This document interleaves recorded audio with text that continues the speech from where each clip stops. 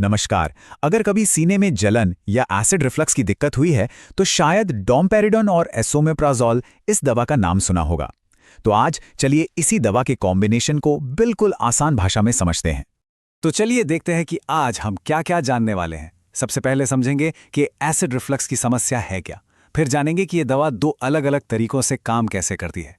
इसके बाद इसके कुछ साइड इफेक्ट्स पर भी नजर डालेंगे और हाँ, कुछ बहुत जरूरी सेफ्टी वार्निंग्स को भी समझेंगे। और आखिर में खान पान और लाइफस्टाइल से जुड़े कुछ टिप्स भी देखेंगे।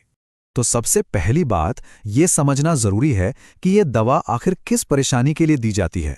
हम बात कर रहे हैं एसिड रिफ्लक्स की, जिसे मेडिकल की दुनिया में GERD भी कहा जाता है।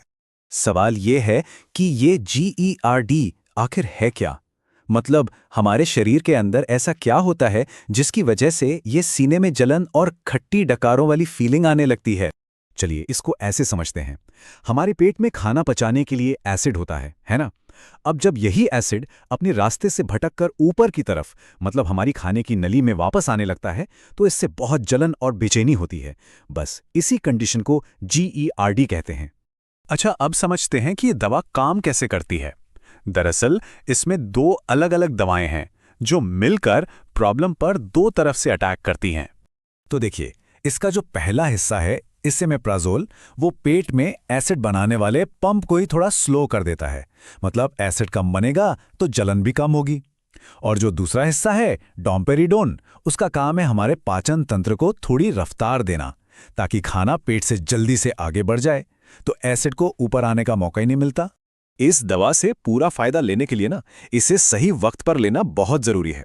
सबसे बढ़िया असर तब होता है जब इसे खाली पेट लिया जाए, मतलब खाना खाने से कम आधा या 1 घंटा पहले। इससे दवा को काम शुरू करने का पूरा टाइम मिल जाता है। अब जैसा कि हर दवा के साथ होता है, इसके भी कुछ साइड इफेक्ट्स हो सकते हैं। तो चलिए देखते हैं कि वो क्या हो सकते हैं और उनसे कैसे निपटा जा सकता है। जो सबसे कॉमन साइड इफेक्ट्स हैं, उनमें सिर दर्द, दस्त या फिर मुंह का सूखना वगैरह शामिल है। पर अच्छी बात यह है कि ये ज्यादातर हल्के होते हैं और कुछ टाइम में शरीर को जब दवा की आदत हो जाती है तो ये अपने आप चले भी जाते हैं।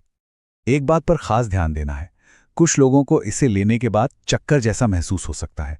अगर ऐसा लगे तो सेफ्टी के लिए गाड़ी चलाना या कोई भी भारी मशीनरी का काम करना ठीक नहीं है। अब आते हैं इस दवा से जुड़ी सबसे जरूरी बात पर, यानी सेफ्टी वार्निंग्स पर।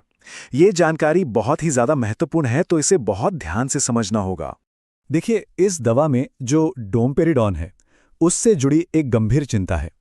ये हमारे दिल की धड़कन के एक हिस्से को, जिसे QT इंटरवल कहते हैं, उस पर असर डाल सकता है।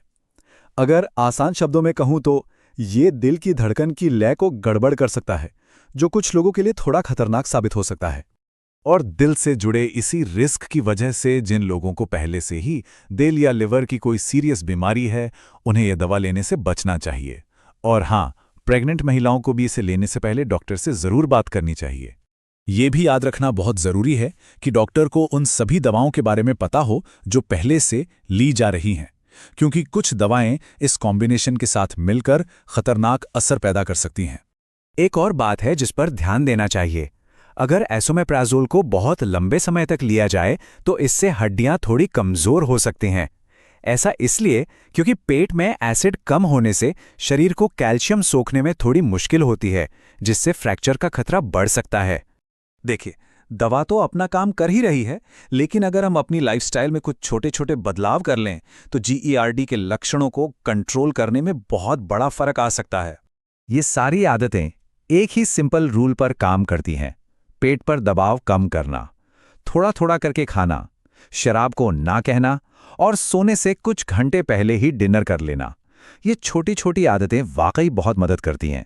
जैसा हमने अभी थोड़ी देर पहले बात की थी कि लंबे समय तक दवा लेने से हड्डियां कमजोर हो सकती हैं, तो इससे बचने के लिए ये जरूरी है कि कैल्शियम और विटामिन D से भरपूर चीजें खाई जाएं, जैसे दूध, पनीर,